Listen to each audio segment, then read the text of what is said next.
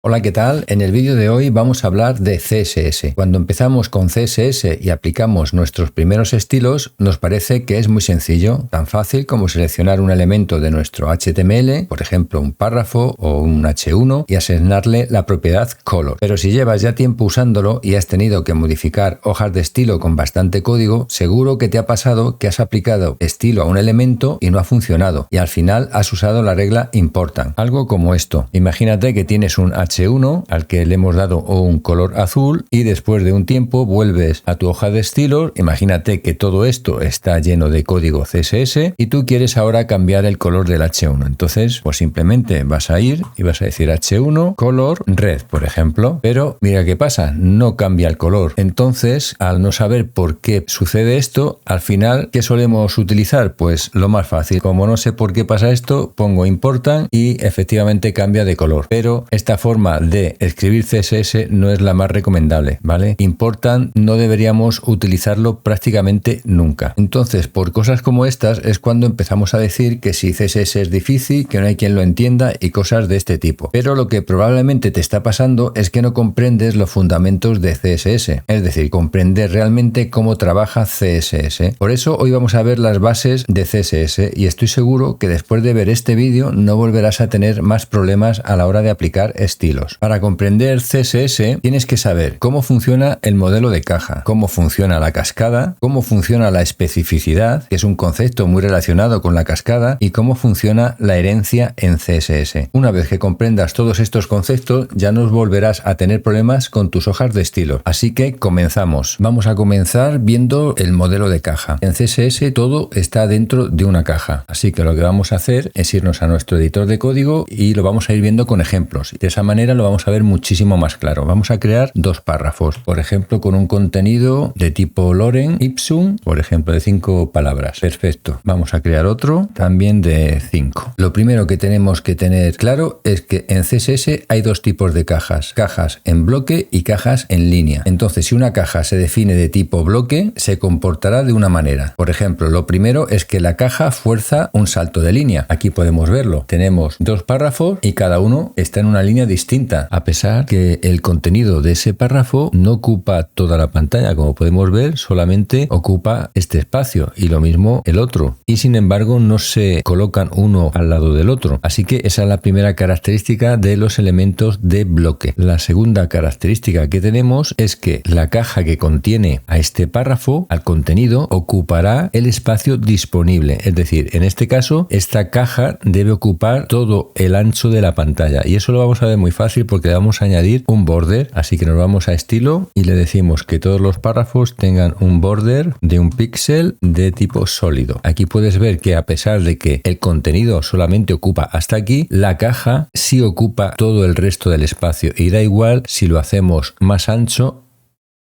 que va a ocupar siempre el 100% del espacio disponible, ¿vale? Si lo hacemos más pequeño, ocupará menos. Si lo hacemos más grande, ocupará más. Esa es la segunda característica de los elementos de bloque. La tercera característica es que podemos darle nosotros un tamaño, es decir, podemos aplicarle tanto un ancho como un alto. Así que lo vamos a hacer. Vamos a decirle que tenga un ancho de 300 píxeles. Ahí está. Y un ancho, por ejemplo, de 150. Y como puedes comprobar, a pesar de haberle reducido el ancho de la caja, sigue habiendo un salto de línea entre uno y otro. Otra cosa más que podemos hacer es añadirle un relleno, es decir, un padding, un margen y un borde. Borde ya lo hemos añadido, pero podemos añadirle tanto el margen como el padding. Pero bueno, puedes ver que ya hay establecidos unos márgenes, por ejemplo, el margen superior y el margen izquierdo están establecidos y nosotros no hemos hecho nada. Esto se debe a que, como sabes, los navegadores aplican unos estilos por defecto a los elementos HTML. Como puedes ver aquí, por ejemplo, si seleccionamos el párrafo, vemos de color naranja que tiene aplicado un margen de 16 píxeles. Aquí lo podemos ver fácilmente. Aquí abajo en el cuadradito este, que viene representado lo que es el modelo de caja, vemos que tiene 16 píxeles de margen superior y 16 píxeles píxeles de margen inferior, así como también le tiene asignado un margen izquierdo, pero esta vez el navegador no se lo ha asignado al párrafo, sino que se lo asigna al body, como puedes ver aquí, ¿vale? Este borde naranja es el margin que Chrome en este caso está asignando al elemento body. Aquí lo podemos ver, ¿vale? Un margen de 8 píxeles. Aquí está. Entonces, esto, si nos fijamos aquí, pone que es User Agent Style Sheet, es decir, la hoja de estilos del usuario agente. El usuario agente es el navegador y estos son los estilos por defecto que le está aplicando. Por lo tanto, para ver mejor los estilos que vamos a aplicar nosotros, vamos a borrar todos los estilos por defecto del navegador, ¿vale? Así que vamos a ir a la hoja de estilos y lo vamos a hacer con el selector asterisco, que representa pues todos los elementos HTML, ¿vale? Y vamos a decirles que tengan un margen 0, con lo cual acabas de ver que acaba de quitar todo el margen, y pues le vamos a decir también que un padding 0, ¿vale? Pues ahora ya que tenemos limpios nuestros estilos, ahora sí vamos a decirle nosotros, por ejemplo, que tenga un margen de 20 píxeles. Ahí está, estamos diciéndole que tenga un margen tanto superior, inferior, izquierdo y derecho, ¿de acuerdo? Y esto lo podemos ver perfectamente aquí, ¿vale? Si pinchamos en cualquier párrafo, ahí vemos resaltados en naranja el margen en que le hemos asignado. Y si vamos aquí al modelo de caja que nos tiene representado, lo vemos perfectamente. Tenemos aquí el margen de 20 píxeles, aquí está, que es el mismo que le hemos asignado aquí, ¿de acuerdo? Tenemos también el borde, que es este, y ahora le vamos a asignar un padding, es decir, un relleno interior o margen interior, como quieras llamarlo. Vamos a decirle que sea de 10 píxeles. Como puedes ver, también ha aplicado el padding que le hemos asignado, ¿vale? En las dos cajas. Si añadimos más texto, lo vamos a ver mejor, porque el padding es tanto superior, inferior, izquierdo y derecho. Ahora sí se ve perfectamente que tiene tanto un padding superior, izquierdo, derecho, y abajo también lo tiene. Lo único que no se aprecia porque el texto no llega a ocupar toda la caja. Bueno, pues este es el comportamiento por defecto de los elementos de tipo bloque. Este comportamiento se puede cambiar, pero bueno, eso ya lo veremos cuando veamos los elementos de tipo inline. Ahora vamos a hacer un pequeño resumen de todas las características que hemos visto de este tipo de elementos. Los elementos de tipo bloque se comportan de la siguiente manera. En primer lugar, la caja fuerza un salto de línea. La caja será tan ancha como su contenedor, es decir, llenará el 100% del espacio disponible. Podemos aplicarle un width y un height, y el padding, el margen y el borde mantiene a los otros elementos alejados de la caja, ¿de acuerdo? Vale, pues ahora vamos a ver cómo funcionan los elementos inline. Para eso volvemos a nuestro editor de código y para eso vamos a crear dos enlaces que son de tipo inline, ¿de acuerdo? Vamos a ponerle enlace 1 y vamos a duplicar este enlace y le vamos a poner enlace 2. Pues aquí ya podemos observar la primera diferencia respecto a los elementos de tipo bloque. Como puedes ver, los enlaces no hacen un salto de línea como son los de tipo bloque, sino que se colocan uno al lado del otro. Así que esa es la primera característica de este tipo de elementos. La segunda característica es que no admiten las propiedades width y height, es decir, no admiten que nosotros le podamos dar un ancho y un alto. Así que vamos a verlo. Nos vamos a CSS y vamos a decirle que los enlaces tengan un width, por ejemplo, de 150 píxeles, por exagerar un poco, y un height de 200 píxeles. Como puedes ver, no ha surtido ningún efecto, siguen exactamente igual, ¿de acuerdo? Pues esa es la segunda característica, no admiten que nosotros les demos un tamaño. Y de hecho, si nos vamos a inspeccionar el código, aquí podemos ver que tiene atenuado las propiedades, y además si ponemos el ratón encima de la admiración, nos están diciendo que las propiedades inline precisamente no admiten width, ¿vale? Y con el height exactamente lo mismo. Para ver las siguientes características, vamos a hacer como hemos hecho con los elementos de tipo bloque, vamos a ponerle un border, ¿vale? Para que apreciemos mejor los cambios. Así que vamos a decirle que tenga un border de un píxel y que sea de tipo solid. Pues ahí lo tenemos, ¿de acuerdo? Vale, pues la tercera característica que tienen los elementos de tipo inline es que podemos establecer tanto borde, que es lo que acabamos de hacer, como padding y margen verticales, pero tiene la peculiaridad de que no mantienen alejados el resto de elementos de ellos. Mira, vamos a darle precisamente un padding de 50 píxeles, por ejemplo, y como ves, lo puedes establecer perfectamente, pero también puedes ver que se ha montado encima de la caja anterior, es decir, de nuestra caja de párrafo, porque precisamente esa es una de las cualidades que tiene cuando le demos padding, que se va a montar encima de los elementos que haya a su alrededor. No es como en los elementos de bloque, que si nosotros le asignamos un padding, va a mantener alejados al resto de elementos que tengan alrededor. Y con el margen pasa exactamente igual, así que vamos a decirle que en vez de padding sea margen, ¿vale? ¿vale? Aquí lo tenemos. Como vemos, el margen sigue igual, o sea, no se ha aplicado el margen vertical, pero sí apreciamos otra cosa, y es que el margen horizontal sí que lo ha aplicado, ¿vale? Y además sí establece un espacio entre elementos, y esa es la diferencia entre establecer márgenes verticales o padding vertical y márgenes horizontales. Los horizontales funcionan perfectamente, es decir, separan los otros elementos entre sí, pero los verticales no hacen nada. Como puedes ver, en el caso del margen se queda como está, es decir, no está aplicando ningún margen, y en el caso del padding, como hemos visto anteriormente, sí se aplica, pero se montan encima de los demás elementos, ¿de acuerdo? Esto lo podemos ver también si introducimos un elemento de tipo línea, que para eso están dentro de otro elemento de tipo bloque, por ejemplo, del párrafo primero. Así que vamos a copiar este mismo enlace, el primero, y lo vamos a introducir dentro del primer párrafo, por ejemplo, aquí, ¿vale? Como puedes ver, aquí se aprecia perfectamente lo que está haciendo. Nos vamos al Style CSS, aquí tenemos un padding de 50 píxeles y se monta sobre el resto del texto que le está rodeando, ¿de acuerdo? Y si hacemos el margen, vemos lo que hemos dicho antes. El margen vertical no se aplica, es decir, sigue en su misma posición. En los elementos que están tanto arriba como debajo no se han movido. Sin embargo, el margen horizontal vemos que sí lo está aplicando.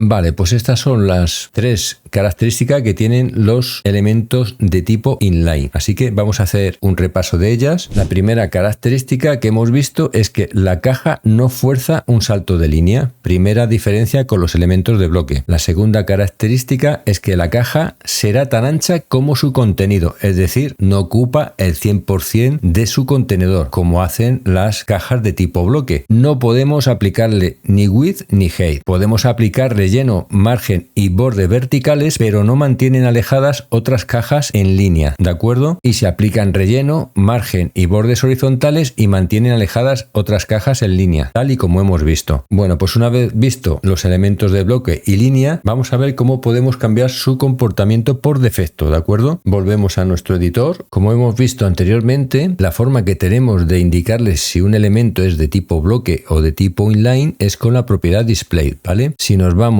aquí al inspector de código y pinchamos en la pestaña Computed, podemos ver que la propiedad display en este caso está inline, ¿vale? Que es la propiedad por defecto de los enlaces en HTML. Asimismo, la propiedad por defecto, por ejemplo, de la etiqueta strong o de la etiqueta EM o de la etiqueta span. ¿De acuerdo? Entonces, si nosotros tuviéramos necesidad de que estos elementos se comportaran, por ejemplo, como un elemento de tipo bloque, porque puede ser por alguna circunstancia, imagínate que el enlace este que tenemos aquí en este párrafo, quisiéramos que se separara del texto que tiene a su alrededor. Siendo de tipo inline no podemos hacerlo, pero ¿qué pasa si, por ejemplo, a este enlace le decimos que su display es de tipo inline block? Pues mira lo que ha pasado. Vamos a quitarle de momento el ancho y el alto, que como ves ahora sí podemos aplicarlo. Una vez que le hemos dicho que sea de los dos tipos, que sea inline pero también de tipo block, ya podemos aplicar todas las propiedades que tienen los elementos de tipo block, ¿vale? Así que bueno, vamos a borrar estas y lo vemos más claro. Ahora sí podemos observar que ahora sí que nos ha dejado aquí un margen vertical tanto inferior como superior y mantiene por supuesto los márgenes izquierdo y derecho, ¿de acuerdo?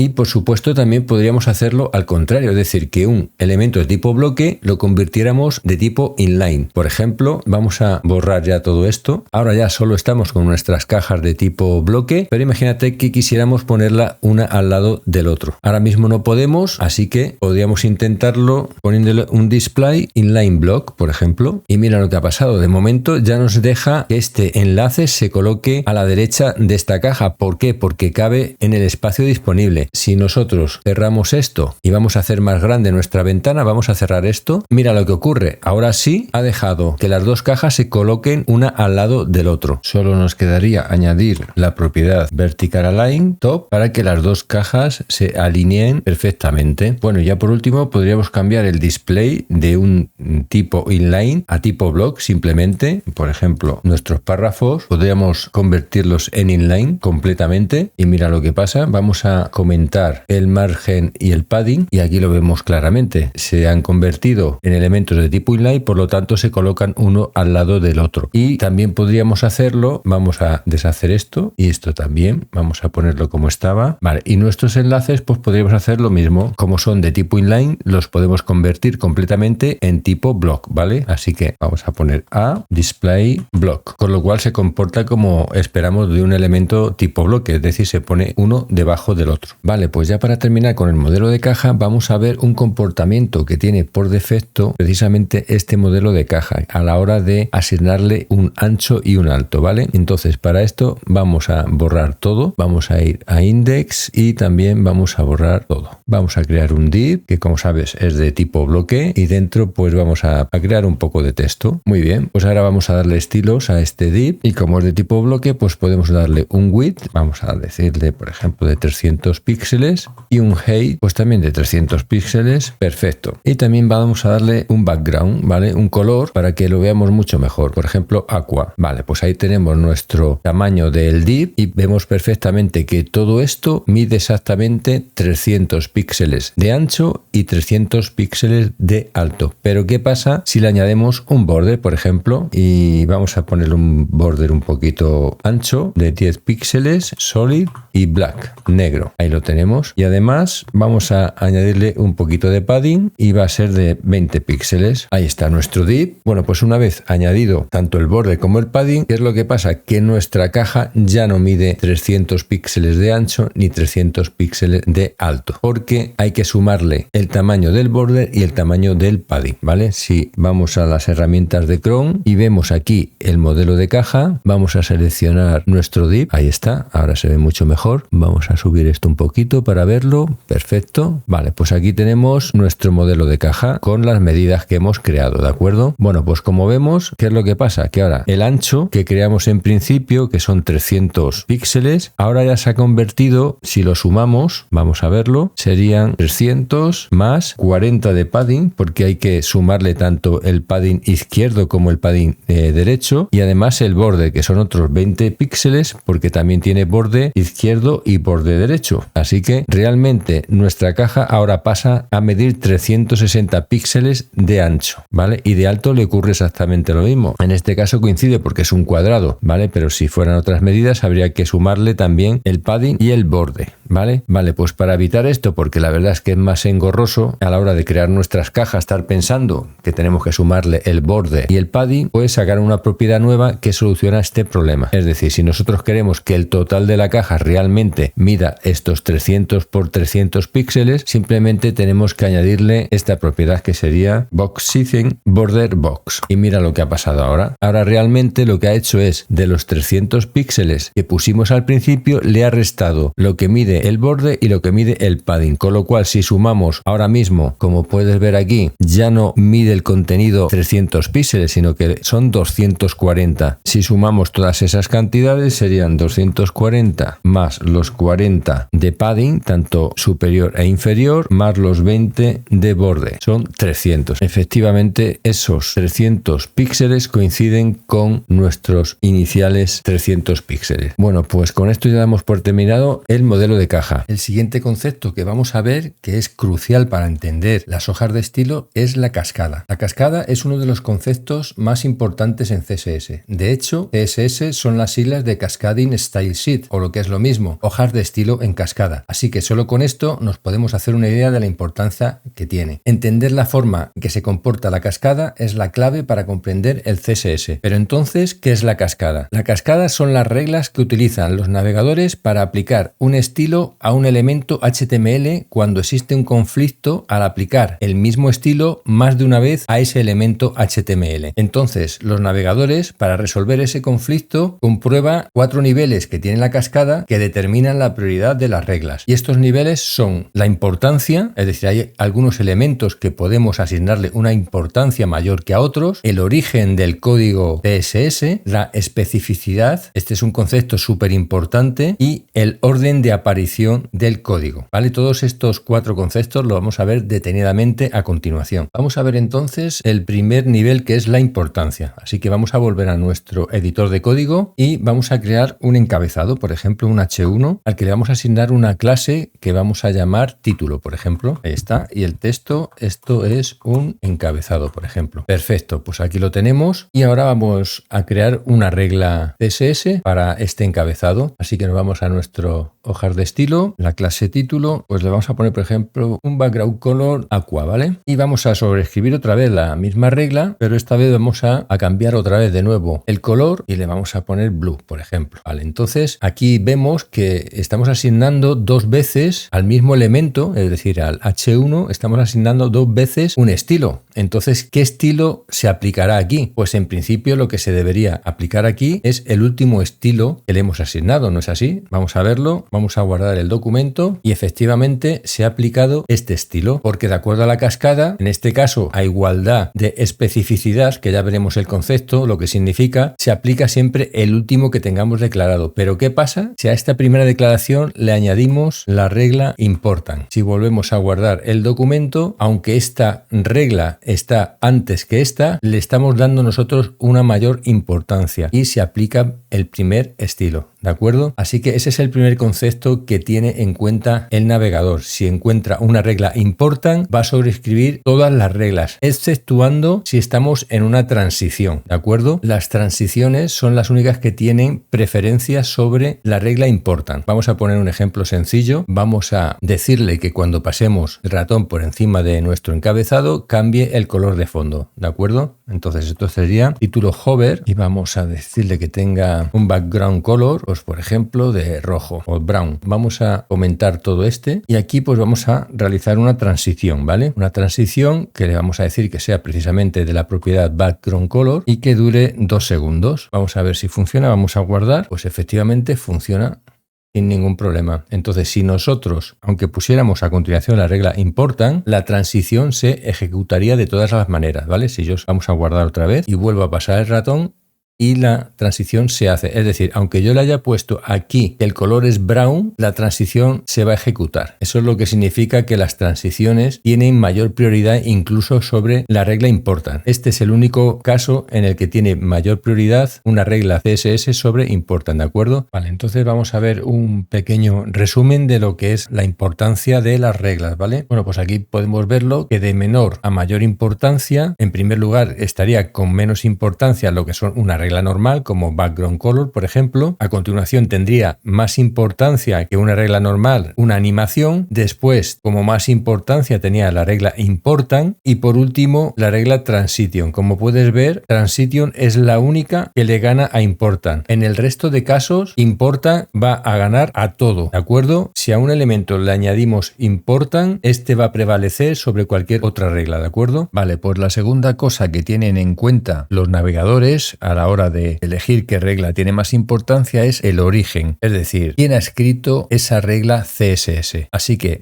va comprobando, como puedes ver aquí, dependiendo del origen del CSS tendrá mayor o menor prioridad. Y hay 3 tipos de orígenes y de menor a menor importancia. En primer lugar estaría el autor, es decir, nosotros, que somos los que estamos escribiendo el código CSS. En segundo lugar estaría el usuario del navegador. El usuario del navegador, si no lo sabías, también puede crear su propio CSS, aunque no es común que lo hagan, pero te voy a enseñar cómo podríamos hacerlo en Firefox, ¿vale? Y por último, los estilos que aplica por defecto el propio navegador. Y volvemos a nuestro editor de texto. Ya sabemos que si lanzamos las herramientas de Chrome o de Firefox, en este caso es Firefox, y seleccionamos cualquier elemento, vemos que el propio navegador aplica unos estilos por defecto, ¿vale? En este caso puedes ver que tiene un font size de 2 EM, ¿vale? Nosotros aquí no hemos especificado nuestro font size, ¿vale? Podríamos hacerlo. Ya podríamos indicarle que nuestro título tuviera un font size de un REM, por ejemplo. Vamos a guardar y ahí lo tenemos. Pero en primer lugar, el propio agente de usuario, es decir, el propio navegador, aplica unos estilos por defecto. Y como puede ver, nuestro código tiene prioridad sobre los estilos que aplique el navegador. Bueno, vamos a borrar esto. Entonces, simplemente por curiosidad, pues te voy a enseñar cómo podrías cambiar los estilos que lleva por defecto el navegador. Para eso hay que hacer algunos pasos. Esto funciona en Firefox, porque en Chrome parece ser que ya han quitado la posibilidad que un usuario añada sus propios estilos CSS, ¿de acuerdo? Así que bueno, vamos a abrir otra pestaña y vamos a poner esto en la barra de direcciones. About, Profile, y aquí aparece la ruta donde tenemos nosotros nuestro perfil de usuario, ¿vale? Así que le damos aquí a abrir directorio, nos aparecen varias carpetas y nosotros tenemos que crear una, ¿vale? Vamos a crear una carpeta que se llama Chrome, que lo escribo bien, ahí está, Chrome. Entramos en Chrome y dentro vamos a crear un archivo que se va a llamar User Content CSS. Muy bien, esto lo vamos a abrir con nuestro editor favorito, en este caso el Visual Studio Code, y vamos a decir que el body tenga un background color o el rosa, por ejemplo. Y además le vamos a añadir important para que tenga prevalencia sobre cualquier otra regla. Vale, pues esto ya lo tenemos guardado. Vamos a cerrar ya la carpeta. Vamos a hacer otro paso más en Firefox, porque si no, no te va a funcionar. Y en esta ocasión vamos a poner About Config. Aquí te va a aparecer un mensaje de advertencia. Le decimos que sí, lo mostramos todo. Y aquí en la barra esta de búsqueda vamos a buscar Style Sys. Y de estas que te aparecen, vamos a seleccionar esta que dice Toolkit Legacy User Profile. Y aquí, como puedes observar, está en false. Bueno, pues lo cambiamos, lo tenemos en true. Y ahora ya lo que vamos a hacer es reiniciar Firefox, ¿de acuerdo? Así que lo cerramos y lo lanzaríamos otra vez desde Visual Studio Code, por ejemplo. Y aquí lo tienes. Se nos ha cambiado el background de nuestras páginas y cualquier página que abramos pues va a tener ese color. Bueno, esto solamente es para que veas que se puede hacer. Lo normal es que nadie se dedique a hacer esto, pero bueno, nunca se sabe. Entonces, como decíamos, el código que nosotros escribamos es el que tiene más importancia. Por lo tanto, si el usuario de nuestra web ha cambiado los estilos del navegador, el código que nosotros creamos va a ser el que prevalezca. Si nosotros no hemos escrito ningún código para una regla en concreto, como puede ser el que hemos hecho ahora, el background color, pues va a prevalecer el que escriba el propio usuario del navegador. Y por último, si no hay escrito ningún código por ningún usuario, aparecerán los estilos que haya aplicado por defecto el propio navegador, ¿de acuerdo? Esto lo podemos ver otra vez aquí, ¿vale? Vemos que un usuario ha cambiado los estilos, ¿vale? Pues nosotros vamos a poner nuestro propio color de fondo, así que vamos a decirle que el body va a tener un background color de, por ejemplo, antique white. Perfecto, ¿ves? Entonces se cumple la regla de que los estilos escritos por el desarrollador de la web tienen prioridad sobre los estilos que haya podido crear un usuario. En el momento que nosotros volvamos a anular este estilo, pues vuelve al color que le ha asignado el usuario del navegador, ¿de acuerdo? Y si bien es cierto que un usuario es difícil que se ponga a trastear con los estilos del navegador de esta forma que hemos visto, porque tendría que tener conocimientos técnicos, sí puede hacerlo a través de herramientas externas. Por ejemplo, en esta página web podrías instalar tus propios estilos, ¿vale? Podrías elegir un estilo y simplemente instalarlo. Incluso tiene una extensión que yo la he instalado, que podemos probarla en esta página, que es esta, y aquí podrías introducir tu propio código CSS. Por ejemplo, aquí ya he puesto yo que el body tenga un color de fondo rojo, vamos a darle a vista previa y efectivamente lo cambia sin problema. Así que simplemente para que lo sepas, que un usuario podría cambiar perfectamente los estilos por defecto del navegador, pero que no hay problema porque siempre los estilos que creemos nosotros para nuestra página web van a prevalecer tanto para los estilos por defecto del navegador como para los estilos que un usuario haya podido crear. Vale, pues una vez que hemos visto las dos primeras normas que tiene el navegador para determinar qué estilo aplica, como es la importancia de la norma, que ya hemos visto que podemos modificarla incluyendo la regla important, o el origen del código, que ya hemos visto que tenemos tres orígenes, que son los estilos por defecto del navegador, los estilos del usuario del navegador y nuestros propios estilos. Ahora vendría un concepto, yo diría que el más importante, que es la especificidad, ¿vale? Y para eso vamos a borrar todo el CSS que tenemos, excepto la clase título, y vamos a crear estilos para el ID título. Y le vamos a dar también pues la misma propiedad CSS, background color, pues esta vez va a ser red, ¿de acuerdo? Vamos a irnos a index y le vamos a añadir precisamente el ID, que va a ser con el mismo nombre que la clase. ¿Y está? Vale, pues ya lo tenemos. Aquí, ¿qué es lo que pasa? Pues como puede ver, tenemos un conflicto, ya que estamos aplicando el mismo estilo al mismo elemento, pero utilizando un ID y utilizando una clase. Entonces, lo primero que podríamos pensar que es que el último gana, ¿vale? Porque la cascada, a igualdad de especificidad, va a aplicar el último estilo que encuentre. En este caso sería el azul, pero vamos a ver si esto es cierto o no. Vamos a guardar y vemos que no se cumple esa regla. Es decir, aunque sea la clase título la última que aparece en nuestro archivo CSS, realmente se ha ejecutado aplicado la anterior, la de la clase ID. Bueno, pues esto ocurre precisamente por la especificidad. ¿Y qué es la especificidad? Pues es un conjunto de reglas que utiliza el navegador para saber qué tan específico es un selector CSS. En este caso, un ID es mucho más específico que una clase y de hecho podemos comprobarlo fácilmente si estás utilizando Visual Studio Code como yo. Pasando simplemente el ratón encima del ID puedes ver que te está marcando la especificidad del selector y en este caso nos está diciendo que es 1,00 y si pasamos el ratón encima de la clase título, la especificidad es de 0,1,0, es decir, tiene una especificidad mucho menor que el título. Por eso el estilo que se aplica es el ID título. Esto también lo podemos ver muy fácilmente con las herramientas de Chrome. Pulsamos F12, seleccionamos el H1 y si pasamos el ratón por encima del ID o bien por encima de la clase, pues vemos que nos marca también la especificidad, ¿vale? En el caso de la clase, como hemos visto, es 0,1,0 y en el caso del título es 1,00, ¿vale? Y aquí puedes ver que tiene tachado el estilo de la clase título precisamente por el motivo de que tiene menos especificidad que el ID título, con lo cual el ID sobrescribe el estilo de la clase. Vamos a cerrar esto. Seguro que te estás preguntando qué criterios siguen los navegadores para aplicar una puntuación a unos elementos o a otros. Bueno, pues esto existe un baremo, que es este que vamos a ver aquí, en el cual podemos ver el tipo de selector y la puntuación que se le da. Como has visto, la puntuación lleva comas, pero tú puedes verlo como si no las llevara, es decir, esto en vez de ser 0,0,1, pues es simplemente un 1, esto sería un 10, esto sería 100 y esto 1000, ¿de acuerdo? Así que es mucho más fácil pensar en que son simplemente números. Entonces empezamos, por ejemplo, selector universal le dan una puntuación de 0, es decir, es el selector que menos especificidad tiene, ¿de acuerdo? ¿Esto por qué es? Pues porque si lo pensamos un poco, con esto lo que estamos dando es estilos a todos los elementos HTML, ¿vale? Es muy genérico, no es específico. Entonces el siguiente elemento serían las etiquetas HTML, ¿vale? Esta le da una puntuación de 1 y hay que tener en cuenta que es una puntuación de 1 a cada elemento que aparezca, ¿vale? O un pseudoelemento. Por ejemplo, vamos a poner la etiqueta div y dentro de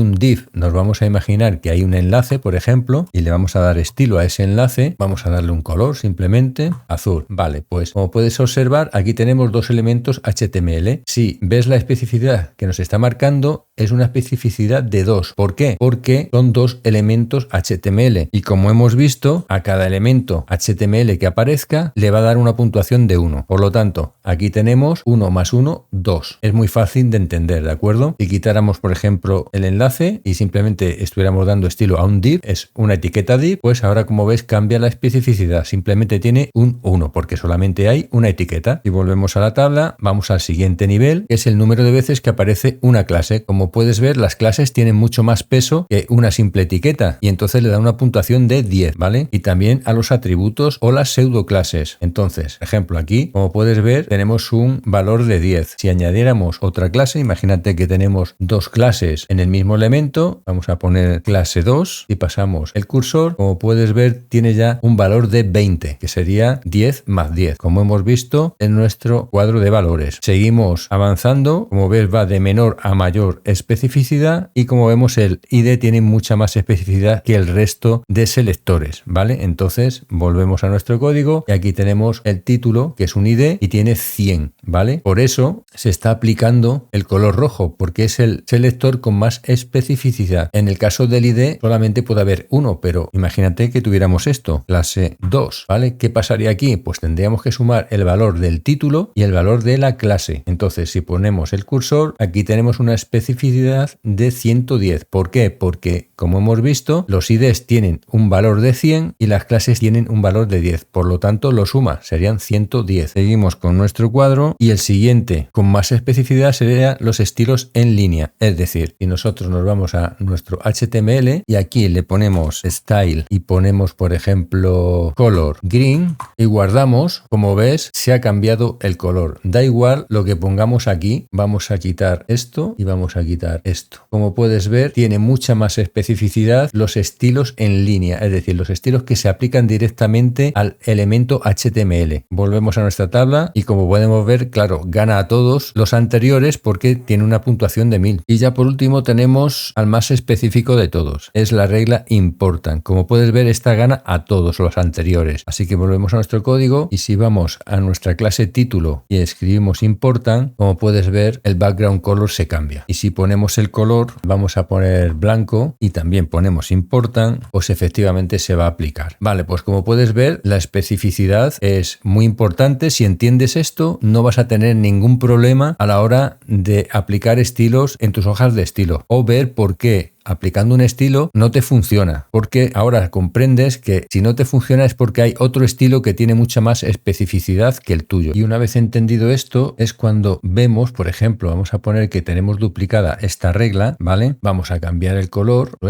y el blanco vamos a ponerlo rojo. Bueno, pues como puedes ver aquí sí funciona que el último elemento que está declarado es el que gana, pero siempre y cuando tenga la misma especificidad, es decir, que este elemento tiene una especificidad de 10, pues este debe tener la misma, ¿de acuerdo? Porque si este, por ejemplo, le añadiéramos el H1, pues ya ganaría. ¿Por qué? Porque ya no tiene la misma especificidad. Si pasamos otra vez el ratón, este ya tiene una especificidad de 11 y este estaría en 10. Por lo tanto, para que funcione el orden de aparición, es decir, que el último siempre gana, siempre tiene que darse que tengan la misma especificidad, es decir, que tengan el mismo peso, ¿vale? Si quitamos el H1, volvería a ganar el último.